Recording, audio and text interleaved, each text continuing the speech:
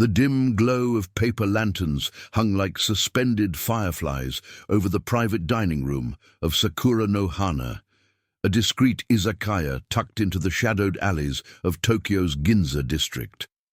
Rain pattered against the shoji screens, a relentless whisper that muffled the city's neon hum outside. Inside, the air carried the sharp tang of sake warmed over coals, mingled with the earthy scent of grilled eel and steamed rice. It was a place for deals, sealed in murmurs, where salarymen rubbed shoulders with men in tailored suits, whose eyes scanned every corner like hawks.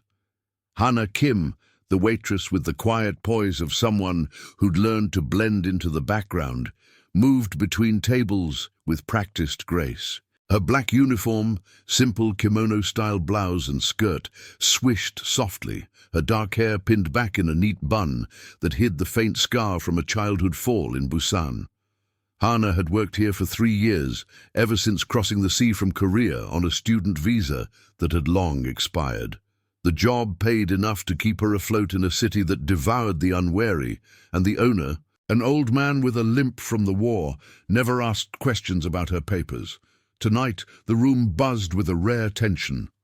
A group of yakuza, low-level enforcers from the Yamamoto-gumi, occupied the largest booth, their tattoos peeking from rolled sleeves like warnings in ink. At their center sat Kenji Yamamoto himself, the Oyabun, though he looked more like a weary executive than the feared boss of one of Tokyo's oldest syndicates. His face, lined with the weight of 40 hard years, betrayed no emotion as he sipped his drink, but his men flanked him like shadows, alert to every creak of the wooden floor. It started with the child. A small boy, no more than 5, had wandered in from the back alley earlier that evening. Soaked and shivering, his cries piercing the polite chatter.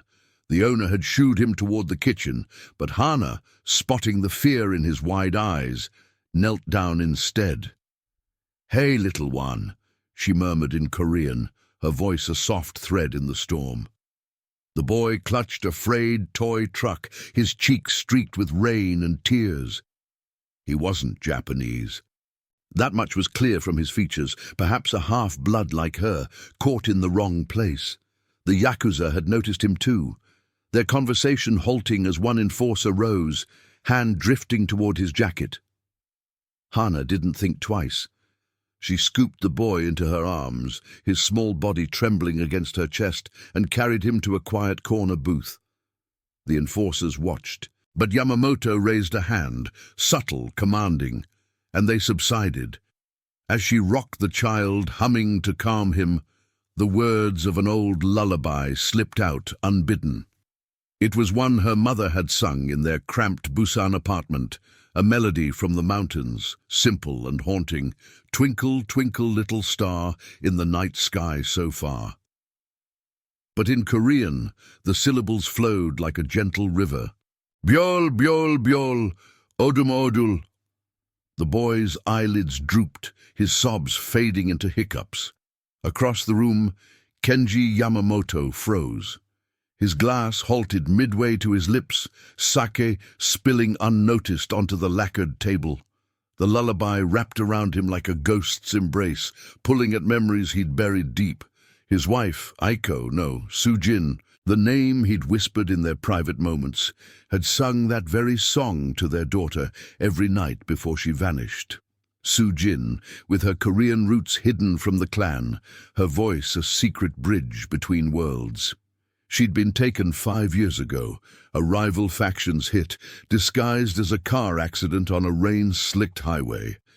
The pain had hardened Kenji, turning grief into a blade he wielded against enemies. But now, this waitress's voice cracked something inside him, a fissure in the armor. He stood abruptly, chair scraping against the tatami mats. His men tensed, hands inching toward concealed weapons, but Kenji waved them off. His steps were unsteady, the room tilting as the melody's final notes echoed in his mind. Hana finished the song, glancing up just as Yamamoto reached her table. His face was ashen, eyes locked on hers with an intensity that sent a chill down her spine, colder than the rain outside. "You," he rasped, voice like gravel over silk. "Where did you learn that?" Hana blinked, the boy now asleep in her lap. The enforcers closed in, forming a loose circle, their stares pinning her in place. She shifted the child carefully, her heart pounding against her ribs. "It's just a lullaby," she said in careful Japanese, accent lilting softly. "From my mother. Why?" Yamamoto's hand trembled as he gripped the booth's edge. The world blurred. Flashes of Sujin's smile, the empty nursery, the blood on the dashboard from the crash report he'd pored over 1,000 times. It couldn't be coincidence, not in his world, where every thread connected to a web of debts and vendettas. He swayed, breath catching, and then his knees buckled. He collapsed to the floor in a heap of fine wool soot and unspoken fury, his men erupting into chaos. Hana's instincts kicked in. Years of waitressing in dive bars back home had taught her to handle spills, drunks, worse. She eased the boy onto the seat and knelt beside the fallen man, checking his pulse, steady but faint. "Call an ambulance," she snapped at the nearest enforcer, who hesitated, eyes darting to his boss. No ambulances for Yakuza. That was the code. Exposure meant questions, police, unraveling the fragile peace with rivals. One of them, a burly type with a scarred cheek, grabbed her arm. "You did this. What poison did you slip him?" His grip bruised, but Hana yanked free, fire in her eyes. "I sang a song, that's all." She pressed 2 fingers to Yamamoto's neck again, noting the sweat beading on his brow. Shock, maybe. Emotional, not physical. But in this room, with these men, truth was a luxury she couldn't afford. The owner bustled in, face pale, bowing frantically to the Yakuza. "Sir, please, let me—" But Yamamoto's second-in-command, a lean man named Sato with a voice like tempered steel, cut him off. "Get her out of here, and the kid. We'll handle the boss." Hana stood, wiping her hands on her skirt, the scent of rain and fear clinging to her skin. As they hustled her toward the back door, past the kitchen's steamy haze and the hum of fluorescent lights, she caught a glimpse of Yamamoto stirring, his eyes finding hers one last time. In them, not anger, but a desperate question. "Who are you?" Outside, the alley swallowed her, the boy's small hand in hers. Tires screeched nearby, a black SUV idling at the curb, too clean for this downpour. Was it them? Or someone watching? Waiting for the crack in the Oyabun's facade to widen? Hana pulled the child closer, pulse racing. One song, and her invisible life had shattered. What secrets had she just unearthed in that melody? The rain had thickened into sheets by the time Hana reached the mouth of the alley, the boy's small hand slick in hers as they dodged puddles that reflected the erratic flicker of a nearby vending machine's neon glow. The air smelled of wet concrete and distant exhaust, the kind that clung to Tokyo's underbelly like a second skin. Her mind raced. Had she imagined the intensity in Yamamoto's eyes? Or was it the start of something far worse, a debt she hadn't meant to incur? The SUV's engine rumbled low, its tinted windows impenetrable, and for a split second she considered bolting toward the brighter lights of the main street. But the child tugged at her skirt, his wide eyes mirroring her unease, and instinct rooted her in place. Before she could move, the back door of the izakaya burst open. Sato emerged, his lean frame cutting through the downpour like a knife, flanked by 2 enforcers who scanned the shadows with practiced paranoia. He didn't shout. Yakuza didn't need volume to command. "You! Back inside!" His voice sliced through the rain, clipped and unyielding, as if her flight was just another inconvenience in a night already unraveling. Hana's pulse hammered. "I didn't do anything. Let me go. I'll take the boy to the police." But even as she said it, she knew the lie in her own words. Police in Ginza meant questions about her visa, her shadowed past, the forged stamps in her passport that had gotten her this far. The boy whimpered, pressing against her leg, and she crouched to shield him, the chill seeping through her thin uniform. Sato's eyes narrowed, rain tracing rivulets down his shaved head. He stepped closer, close enough for her to catch the faint scent of cigarette smoke on his jacket. "The boss wants to see you. Alone. The kid stays with us." One enforcer scooped the boy up without ceremony, the child's cry muffled against a broad shoulder. Hana straightened, fire sparking in her chest, despite the fear coiling tight. "Why?" "He collapsed. He needs a doctor, not me." She glanced at the SUV again, its headlights now piercing the gloom like accusatory eyes. Was it a getaway car, or a trap waiting for her to slip away? Sato's lips twitched, not quite a smile. "Doctors ask questions. You sang something that hit him like a bullet." He woke up, muttering your name. "Hana, right? From the name tag."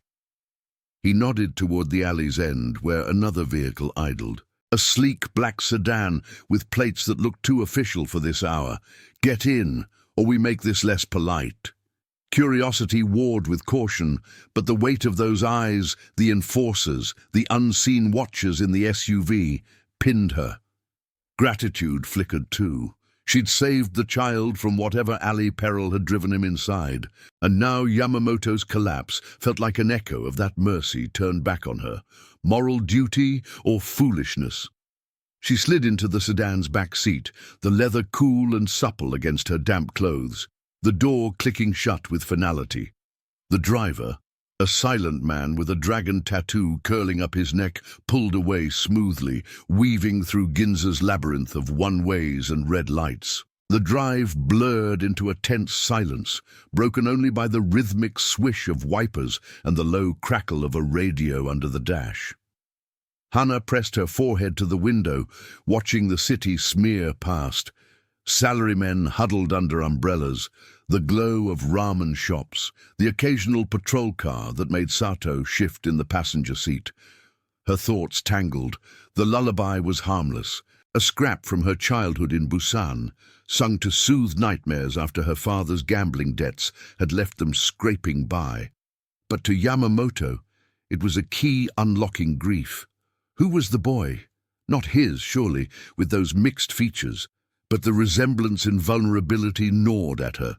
They veered off the main drag, descending into a quieter district where high-rises gave way to fortified warehouses along the Sumida River. The sedan slowed at a gated compound, razor wire glinting under sodium lamps, the air now heavy with the briny tang of the water and the distant hum of cargo cranes. Security nodded Sato through without a word. No badges, just a subtle hand signal that spoke of routines etched in blood and loyalty. As they parked in an underground garage, the echo of tires on concrete amplified her unease. The space lit by harsh fluorescence that cast long shadows like fingers reaching out. Sato led her to a private elevator, its doors whispering shut behind them. No buttons, just a keycard swipe that hummed to life. "Boss is in the safe house upstairs," he said, eyes fixed on the rising numbers. "Don't ask about the kid. He's secure." The ascent felt endless, the confined space amplifying the faint ozone scent of the building's ventilation. Hana's mind flashed to inconsistencies. The boy's sudden appearance, timed with the Yakuza's arrival. Yamamoto's men hovering too close, as if expecting trouble. And that SUV, had it followed them from the izakaya, or been waiting? The doors parted into a penthouse suite, minimalist and armored, floor-to-ceiling windows reinforced with ballistic glass, overlooking the river's dark churn. The air inside was warmer, laced with sandalwood incense and the sharp bite of medicinal herbs. Yamamoto sat in a low armchair by the window, a compress on his forehead. His suit jacket discarded to reveal a crisp white shirt strained across broad shoulders. He looked diminished, yet commanding, the collapse stripping away pretense, but not power. A doctor, discreet in plain clothes, packed his bag in the corner, murmuring assurances before slipping out with a bow. You came, Yamamoto said, voice steadier now, though laced with gravel. He gestured to the opposite chair, a pot of green tea steaming on the low table between them.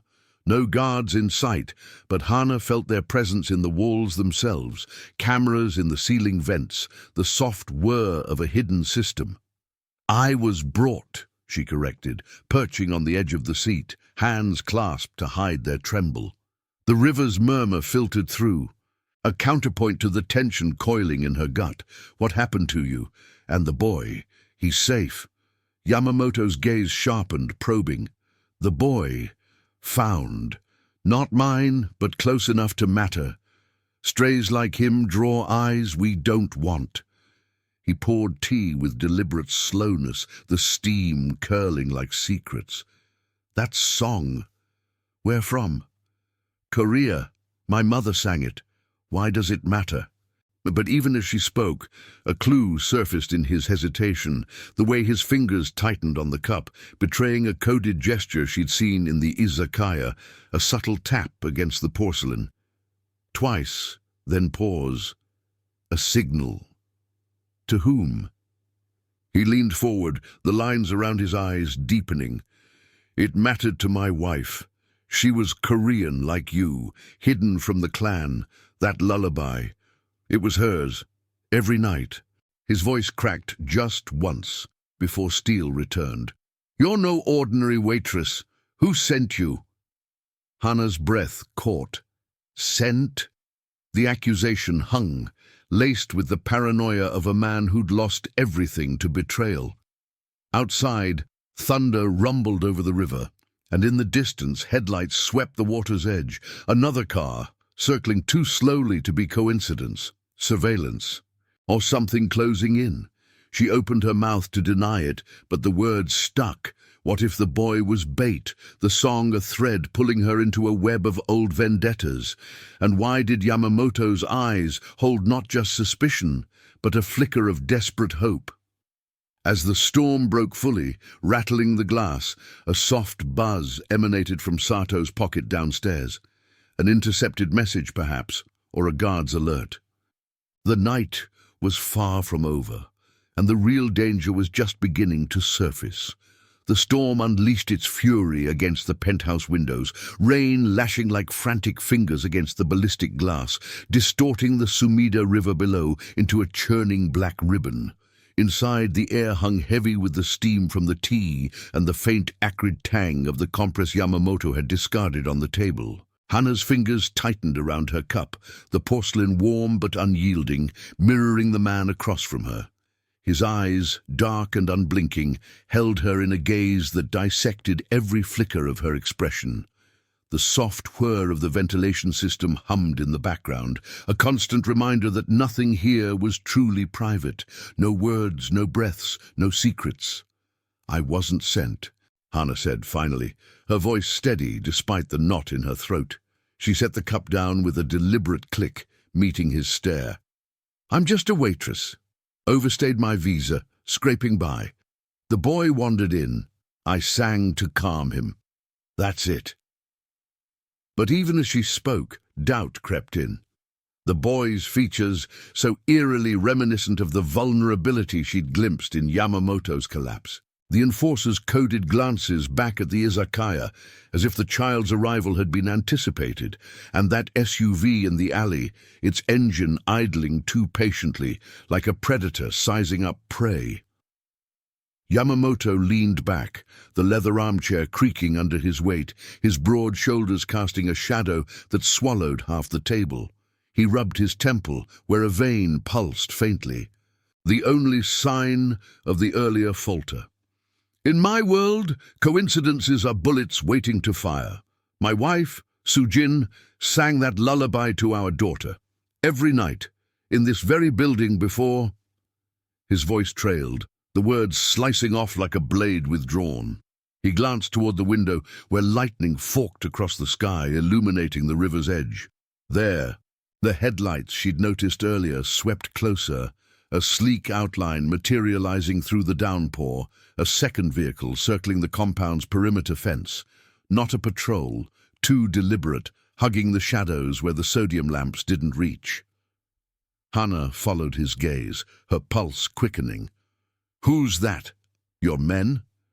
He didn't answer immediately. Instead, reaching into his pocket for a slim burner phone, its screen glowing faintly as he thumbed a message. No names, just coordinates and a single emoji. A watchful eye. Rivals or ghosts from old debts. His personal code flickered in his tone. Never strike first without cause, but protect what's yours with everything. Sujin's death had forged that iron rule.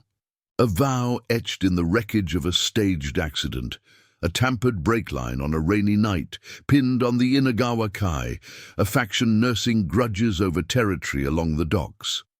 He'd retaliated quietly, through proxies and whispers, but the war simmered, fed by betrayals within his own ranks.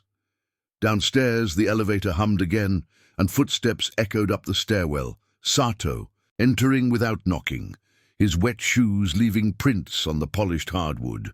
Water dripped from his shaved head, pooling at his feet, and in his hand he clutched a damp envelope, the kind used for discreet ledgers in backroom deals.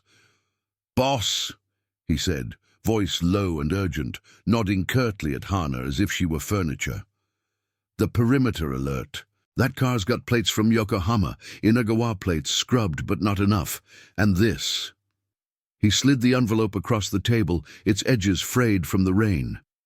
Yamamoto's fingers drummed once, a subtle tell, the same tap-tap pause from the izakaya, before opening it.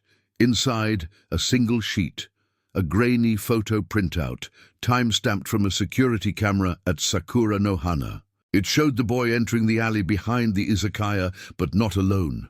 A figure lurked in the shadows, hooded, hand extended as if guiding him toward the door. No face, just a partial tattoo on the wrist, a koi fish twisting upward. Inagawa mark, low-level scout. "Bait," Yamamoto muttered, crumpling the edge. "They planted the kid to draw me out. Test my reaction." Hana's stomach twisted. The photo's timestamp aligned perfectly with the Yakuza's arrival, too neat, like a shipping manifest rigged for interception. So the boy. He was meant to get inside. To what? Trigger you. Her mind raced to her own inconsistencies. The owner's limp, his war stories that masked deeper ties, her visa, fragile as wet paper, now a liability if rivals dug. Autonomy clashed with the pull of this unfolding debt. She could walk away, vanish into Tokyo's sprawl, but curiosity and a flicker of empathy for the broken man before her held her fast. Sato shifted, his eyes flicking to the window. More than that. The kid's got a tracker, cheap GPS sewn into his jacket lining, activated when he crossed the threshold. They've been listening. He pulled a small device from his pocket, a scanner beeping faintly as it confirmed the signal. Human error, institutional limits. Even Yakuza tech had blind spots, reliant on burner networks that jammed in storms like this. But the storm played both sides. Lightning cracked again, plunging the penthouse into momentary blackout, the emergency lights kicking in with a red glow that painted their faces like blood. Yamamoto rose, moving to the window with predatory grace, his reflection superimposed over the river's rage. "Get the extraction team." Convoy from the east dock. 2 vans, staggered routes. To Hana he turned, possessiveness edging his voice, tempered by that internal code. "You stay until we know you're not part of this." It wasn't a request. Loyalty versus fear, his world's unyielding pull against her independence. She stood too, the chair scraping like a warning. "I'm not your prisoner. I sang a song. That's not a contract." But as thunder rolled, drowning the river's hum, she caught the behavioral tell. Sato's hand lingering too long on his radio, a hesitation that spoke of doubt. Was he compromised? A turncoat in the ranks, feeding intel to the circling car. The blackout had passed, but the unease lingered, the envelope's photo burning in her mind. Who had planted the boy, and what deeper grudge did the lullaby unearth? A rival's ploy, or a betrayal from within Yamamoto's shadowed legacy? The convoy's distant rumble vibrated through the floor, but outside, the rival headlights flared brighter, closing the gap. Time was fracturing, and Hana realized the real hazard wasn't the storm. It was the fragile trust hanging by a thread, ready to snap. If you're enjoying this story so far, tell us in the comments where in the world you're watching from. The penthouse plunged into a staccato rhythm of alerts as the emergency lights steadied, their crimson hue casting elongated shadows that danced like specters across the hardwood floors. The air thickened with the ozone bite of the storm's electrical fury, mingling with the faint herbal residue from the doctor's visit. Hana's heart thudded in sync with the distant rumble outside. Not thunder now, but engines growling to life in the underground garage below. Yamamoto's extraction team, mobilizing like a well-oiled machine. But the rival headlights piercing the rain-smeared glass told a different story. They were closing in, vectors converging on the compound's east gate.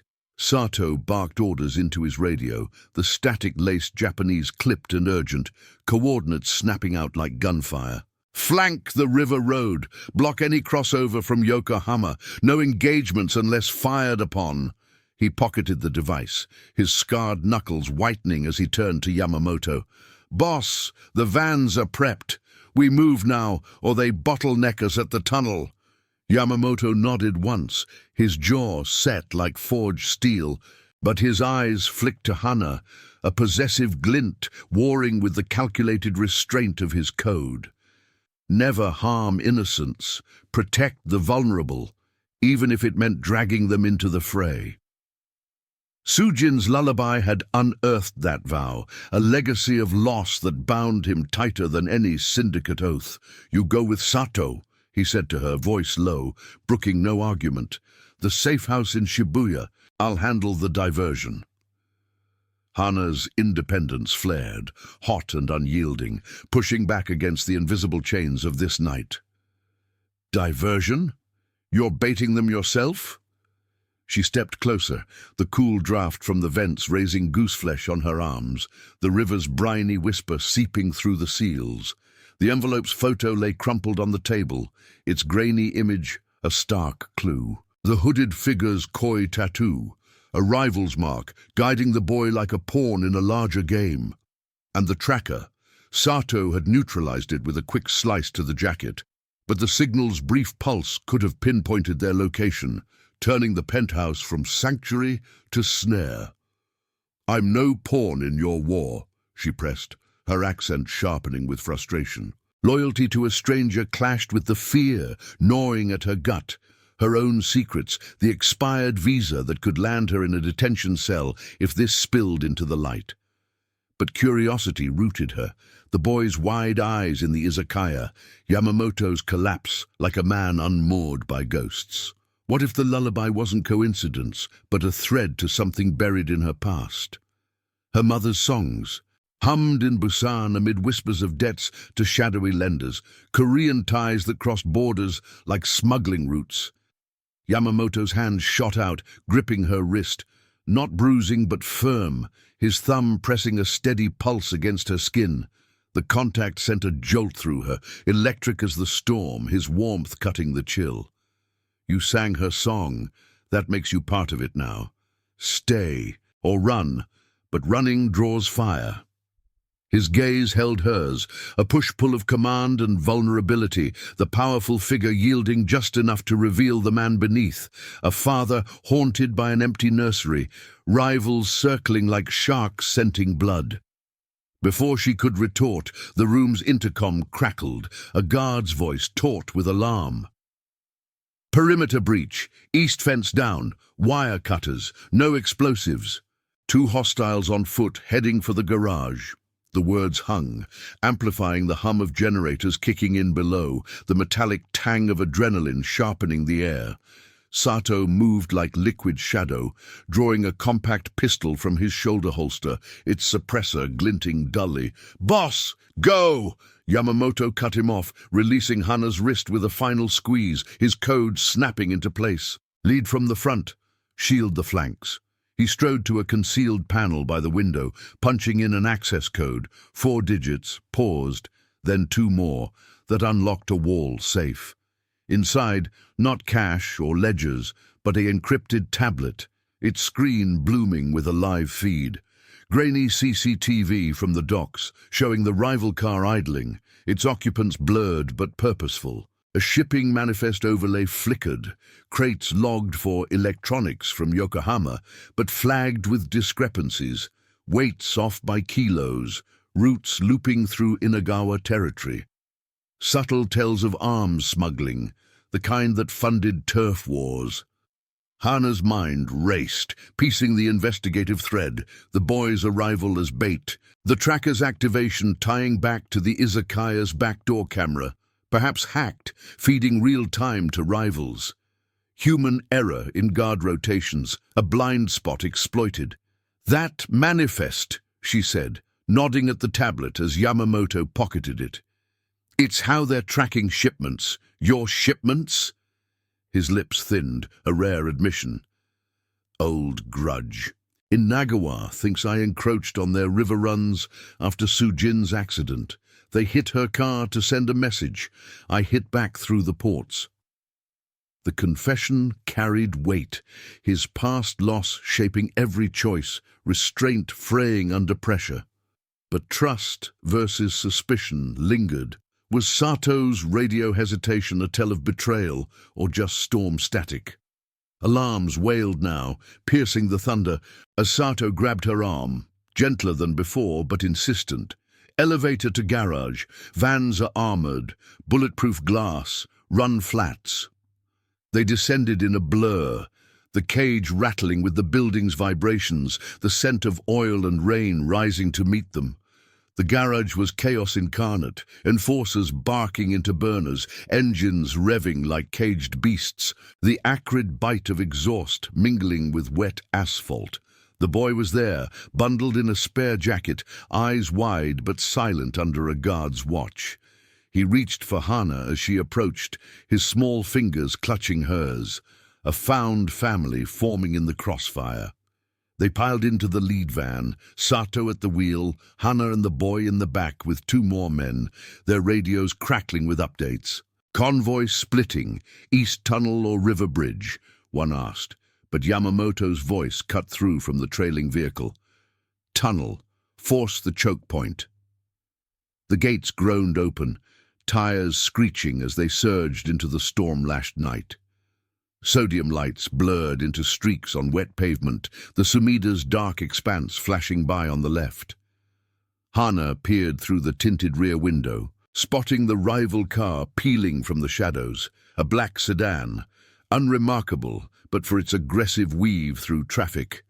Distant watchers, or the tip of the spear. The van jolted over a pothole, the boy's head lolling against her shoulder, his breathing steady despite the turmoil. Tension coiled tighter as they approached the tunnel's maw, a concrete vein under the city pulsing with sodium glow and the echo of distant trains. Sato's knuckles whitened on the wheel, his eyes flicking to the mirrors. "They're gaining." Jammed the bridge route with a false alarm. Staged crash. Rising unease peaked, the environment turning hazardous, rain flooding the tunnel entrance, visibility dropping to wipers' frantic arcs. Inside, a burner buzzed, Sato answering with a grunt. His face paled, the behavioral tell unmistakable. A subtle flinch, eyes darting away. "Copy," he muttered, pocketing it too quickly. Betrayal. Or pressure from above. Hana's stomach knotted, autonomy screaming to grab the boy and bolt at the next exit, but possessiveness anchored her. Yamoto's grip, the lullaby's echo binding them in this deadly dance. The tunnel swallowed them, lights flickering overhead like stuttering heartbeats, the rivals' headlights blooming in the rear view. A shot rang out, muffled by suppressors, pinging off the van's reinforced side. The chase ignited, engines roaring in the confined space, and Hana clutched the boy tighter. Was Sato leading them into an ambush, the tunnel's jammed exits sealing their fate? Or could trust hold, forged in the fire of this fractured night?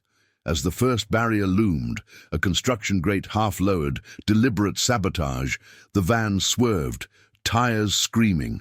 The real test was here, in the dark heart of the city, where alliances shattered and secrets bled out. The tunnel's sodium lamp stuttered like a failing pulse, casting erratic pools of orange light that fractured across the van's reinforced hood. The air inside thickened with the metallic tang of gunpowder residue from the earlier shots, mingling with the boy's faint, clean scent of soap and fear sweat as he burrowed against Hana's side. Tires howled against the slick concrete, the swerve around the half-lowered grate sending a jolt through the frame that rattled Hana's teeth. Sato wrenched the wheel, his jaw clenched, eyes locked on the rear view where the rival sedan's headlights bore down like twin accusations, closing the gap with predatory precision. "Barriers down, deliberate," Sato growled into his radio, the static crackling like dry bones. "Push through the service lane. Flank 'em." His voice held steady, but Hana caught the micro-tell, a bead of sweat tracing his temple, not from the storm's humidity leaking through the seals, but from something deeper. The burner call earlier, his flinch, the too-quick pocket, lingered in her mind like a half-heard whisper. Trust versus suspicion coiled in her chest, her independence screaming against the van's armored cage. She wasn't Yakuza, not bound by their codes or vendettas, yet here she was, strapped into a convoy racing through Tokyo's underbelly, the Lullaby's melody now a siren call to chaos. The service lane veered sharp left, a narrow vein of concrete flanked by rusted maintenance hatches and dripping conduits. The van bucked over expansion joints, the engine's roar echoing off the curved walls, amplifying the distant wail of sirens bleeding in from the city above. Hana glanced back, the rival car mirroring their turn but hesitating, too long, as if coordinating. "They're splitting!" One of the enforcers in the front passenger seat barked, his hand steady on a submachine gun braced against the dash. "One on us, the other peeling for the boss's tail." Yamamoto's voice cut through the radio net, gravelly and unyielding from the trailing van. "Hold formation. No splits. Tunnel ends in 2 clicks. Extraction at the warehouse cluster." His tone carried that restrained power, the personal code etched in every syllable. Protect the line. No innocents caught in the crossfire. But Hana heard the strain, the echo of Sujin's loss fueling his commands, a vow to never let another piece of his world shatter on a rain-slicked road, or in this case, a flooded underpass. The boy whimpered, his small fingers digging into Hana's sleeve, and she pulled him closer, murmuring fragments of the lullaby in Korean to steady them both. "Biol, biol, biol." The words felt absurd here, amid the growl of engines and the acrid bite of exhaust fumes seeping through the vents, but they anchored her. Ambition versus prudence warred inside. Bolt at the next hatch, drag the child into the storm and vanish into the sprawl, or ride this out, unraveling the web that had snared her with a single song. The photo from the envelope flashed in her memory. The hooded figure's coy tattoo, the boy's guided stumble into the izakaya. Bait for Yamamoto, yes, but why her? A waitress with Korean roots, singing a forbidden melody. Was it random, or had rivals scouted her shifts, her accent a tell in their surveillance logs? A burst of gunfire peppered the tunnel behind them, suppressed rounds ricocheting off the walls with sharp pings that echoed like shattering glass.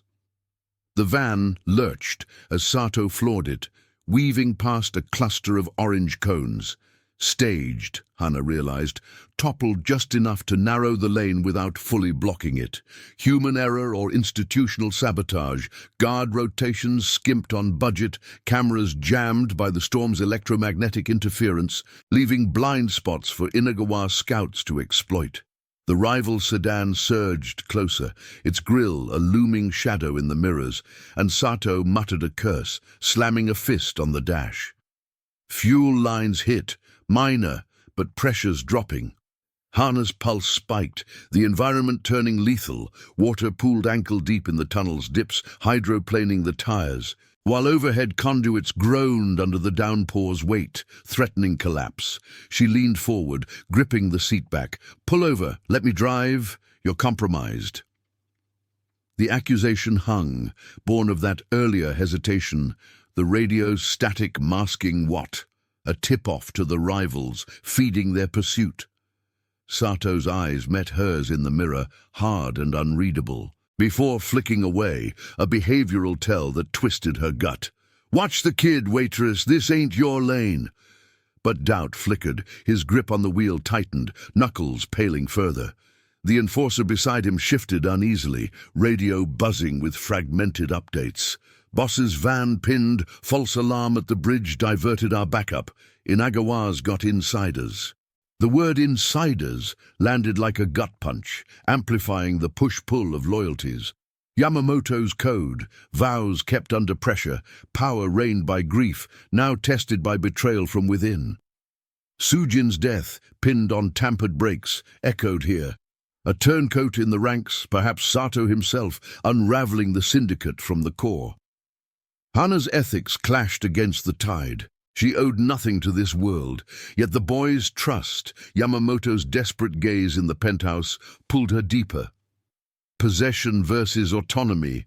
He claimed her with that song, but she wouldn't bend without fighting. The tunnel curved, lights dimming to a hazy glow as they barreled toward a junction. 3 forks, dimly signed for docks, warehouses and surface streets. Sato veered right, toward the docks, but the rival anticipated, cutting the angle with a screech of tires. Sparks flew as sideswipers grazed the van's flank, the impact shuddering through the frame.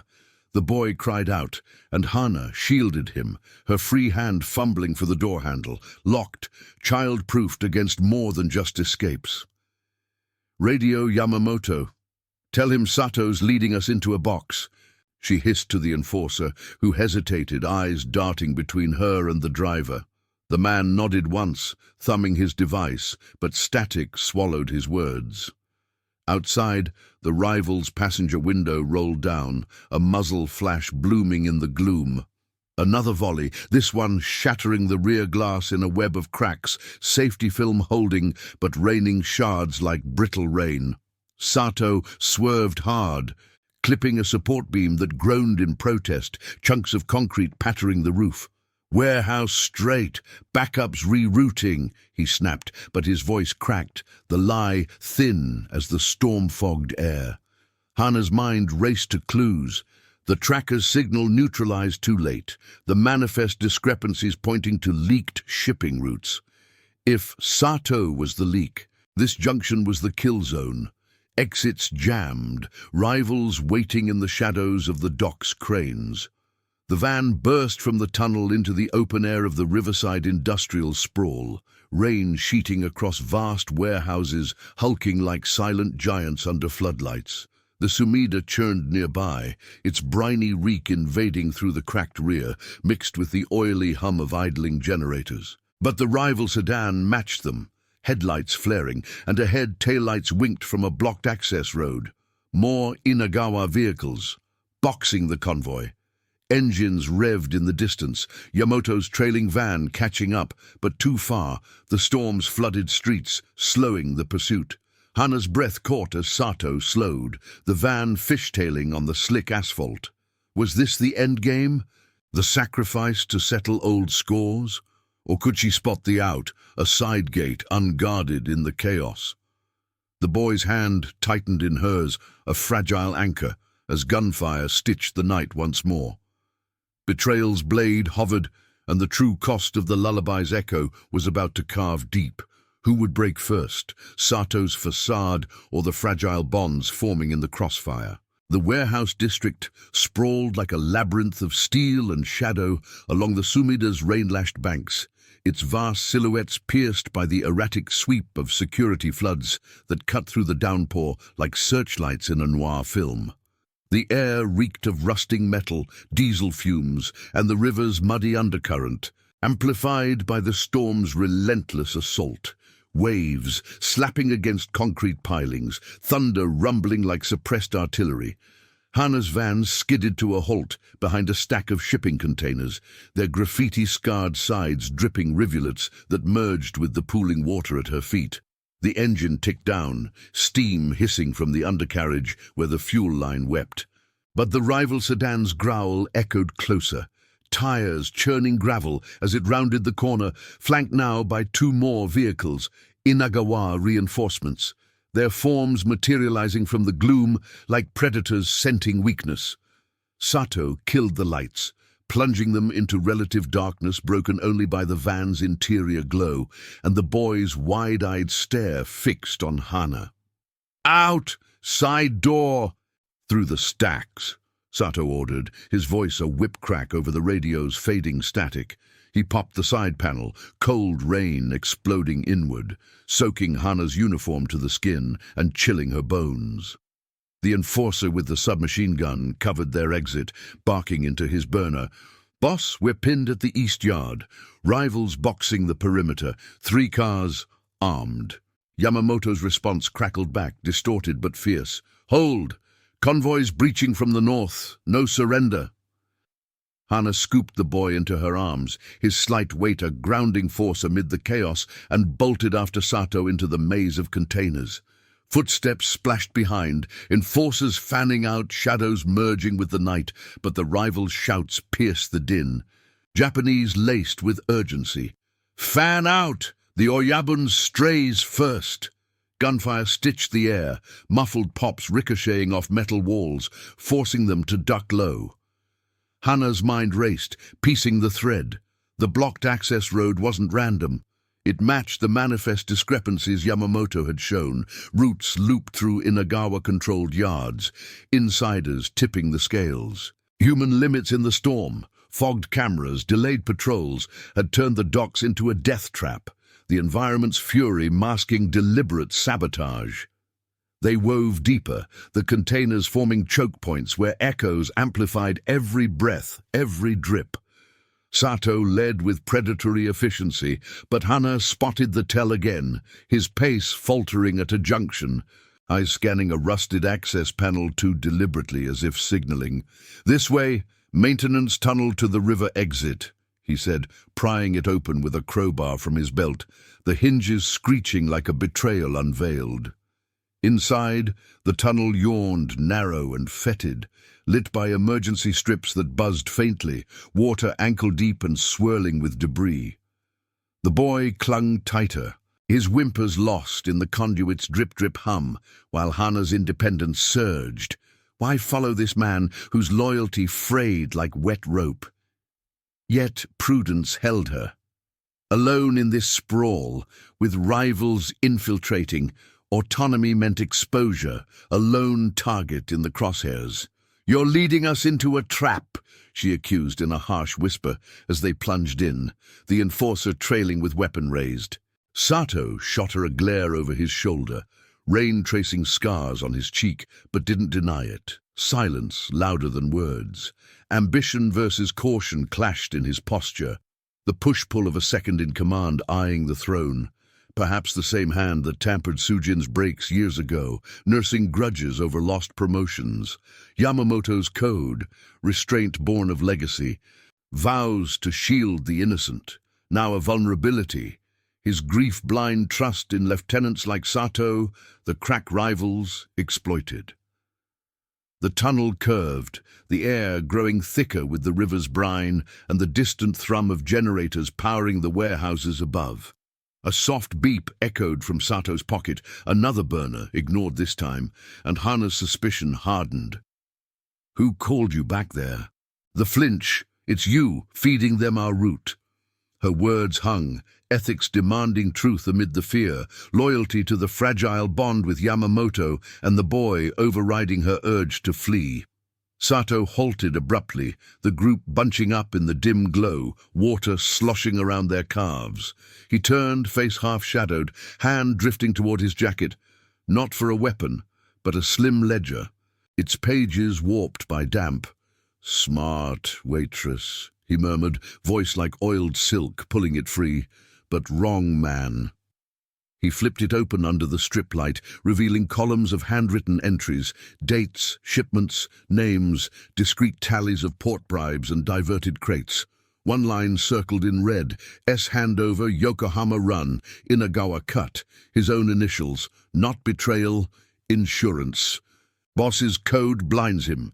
After the wife, he won't touch family. But Inagawa's closing in. I skimmed to build an out. For all of us. The partial discovery landed like a gut punch. Not full treason, but a fracture born of fear. Sato's ambition twisted by the syndicate's internal pressures, human error in judgment turning ally to wildcard. Hana's breath caught, the boy's fingers twisting in her hair as distant shouts filtered through the walls, rivals breaching the yard, footsteps splashing closer. "You sold the roots! The boy's tracker!" "Planted by one of ours, not me," Sato cut in, snapping the ledger shut. "A real turncoat, lower rung. I intercepted the signal, jammed it partial, bought time." But doubt lingered. His eyes darted to the tunnel's end, where a grate loomed, chained but with bolt cutters nearby. Too convenient? Trust versus suspicion roiled, Hana's heart pounding as Yamamoto's radio burst alive. "Sato, report. North breach holding. Where are you?" Before Sato could respond, the grate rattled. A shadow beyond it prying from the other side. Inagawa's scout, koi tattoo, flashing in a beam of light. Gunfire erupted, bullets whining off the walls, forcing them to scatter. Sato shoved Hana toward a side ladder, Enforcer returning fire in controlled bursts. "Up! Warehouse roof! Extraction chops inbound!" The climb was slick, rungs icy with condensation, the storm's howl invading through grates overhead. Hana hauled the boy up, muscles burning, as chaos reigned below. Shouts, splashes, the acrid flash of muzzles. They burst onto the warehouse roof, wind whipping like knives, rain stinging exposed skin under the sodium haze. Cranes loomed like skeletal guardians, their cables swaying in the gale. The river, a black void below. Distant rotors thrummed, Yamamoto's backup chopper cutting through the clouds, but rivals swarmed the yard, vehicles circling like wolves. Sato's ledger confession hung unresolved, his insurance a double-edged blade. Salvation or setup? Hana scanned the edge, spotting a fire escape snaking down to a docked barge. Escape or dead end? Yamamoto's van screeched into view below, his silhouette firing from the window, drawing fire to buy them space. His code held, sacrificing position for the strays, but at what cost? Injury, exposure. A bullet grazed Sato's shoulder, spinning him with a grunt, blood darkening his jacket, not fatal but slowing him. Hana hesitated, possessiveness flaring for this fractured circle, then pulled the boy toward the ladder. Bonds tested, the lullaby's echo now a rallying cry amid betrayal's storm. But as the chopper's lights pierced the clouds, a new alert buzzed from Sato's pocket. Who was on the line this time, ally or the true architect of the night's unraveling? If this tale already has you hooked, hit the like button. It helps us bring more hidden stories to light. The warehouse roof stretched like a wind-swept battlefield under the storm's assault. Rain hammering the corrugated metal in relentless sheets that turned the surface into a treacherous skid of pooled water and grit. Hana's lungs burned as she dragged the boy toward the fire escape, his small frame trembling against her, the chill seeping through their soaked clothes like icy fingers. The sodium floods from the yard below swept upward in erratic arcs, illuminating the chaos. Inagawa vehicles prowling the perimeter, their headlights carving through the downpour, while Yamamoto's trailing van laid down suppressive fire, muzzle flashes blooming like fleeting fireworks against the night. The air reeked of wet rust, cordite, and the river's briny churn, the distant thump of chopper rotors growing louder, a mechanical heartbeat promising extraction amid the fray. Sato staggered beside her, one hand clamped to his grazed shoulder, blood seeping between fingers to mingle with the rain. His ledger confession echoed in Hana's mind, not outright betrayal, but a desperate hedge against the syndicate's crumbling edges, ambition fraying into self-preservation. "Keep moving!" he grunted, voice ragged over the gale, shoving her forward as another volley pinged off the roof's edging. The enforcer from the van covered their rear, his submachine gun chattering in short bursts, but a rival's return fire caught him low in the leg, dropping him with a curse that dissolved into the wind. Hana's independence screamed, "Drop them all! Slide down the escape with the boy and melt into the dock's shadows." But loyalty rooted her, forged in the Lullaby's unintended bridge. Yamamoto's code, that iron vow to shield the vulnerable, mirrored her own buried ethics from Busan's hard-scrabble days. Protect the small against the storm. She reached the fire escape, the ladder's rungs slick and groaning under their weight, and lowered the boy first, his descent a scramble of tiny hands and feet, echoing her whispered Korean encouragements. "Hold on, little star! Almost there!" From the yard, Yamamoto's silhouette emerged from the van, broad and unyielding, directing his men with coded shouts, hand signals slicing the rain, fist to chest for hold, open palm for advance. But exposure came swift. A rival's sniper's round shattered the van's windshield, forcing him to dive behind a container, the impact's thud vibrating through the metal. Injury. Hana couldn't tell, but the cost mounted. His world cracking open, the personal legacy of Sujin's loss, now a beacon drawing fire. Sato followed her down, wincing with each step, the ledger tucked into his belt like a guilty talisman. The turncoat's one of the garage guards, fed the Inagawa the convoy route for a payout. I tailed him, but the storm jammed the intercept. The barge below bobbed against the dock, its deck a slick mosaic of ropes and tarps, the Sumida's waves slapping hungrily at the pilings. They hit the ground running, feet splashing through ankle-deep water that carried the oily sheen of leaked fuel. Rivals shouted from the roof's edge, boots clanging on the escape, closing the net. Hana scooped the boy again, darting toward the barge's gangway, Sato limping cover with his pistol drawn. A bullet whined past her ear, embedding in a piling with a wet thunk. Too close, the environment's hazards amplifying the hunt, flooded walkways turning footing treacherous, storm winds whipping visibility to shreds. The chopper crested the warehouses, its downdraft churning the rain into a horizontal lash, spotlights pinning the yard in blinding white. Ropes dropped from the open bay, Yamamoto's extraction team rappelling down like avenging shadows. Their radios crackling with coordinates pulled from the encrypted tablet. Shipping manifests cross-referenced in real time, exposing the Inagawa's looped routes as a smuggling front for black market arms. The true threat revealed. Organized, not random, a vendetta reignited by Sujin's unresolved death, the boys planting a probe to test Yamamoto's fractures.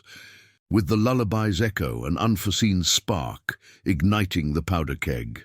Gunfire intensified, a botched rival escort scattering as the chopper's minigun whirred to life, stitching the perimeter with warning bursts that forced vehicles to peel back. Sato shoved Hana onto the barge, his injured arm hanging limp, and fired a final clip to buy space. "Go. Tell the boss it's over. My insurance. Burns with the ledger." He tossed it into the water, pages blooming like dark flowers before sinking, a sacrifice to sever the ties. But as he turned, a rival burst from the shadows. The hooded scout from the photo, koi tattoo stark on his wrist, lunging with a knife that caught Sato in the side, twisting with grim finality. Sato crumpled, blood pooling amid the waves. his eyes meeting Hana's in a final, unflinching gaze. Not redemption, but closure, the human conflict of fear yielding to loyalty's last stand. The enforcer from the roof dragged him back, but it was too late. Exposure's price, a turncoat's blade ending the wildcard.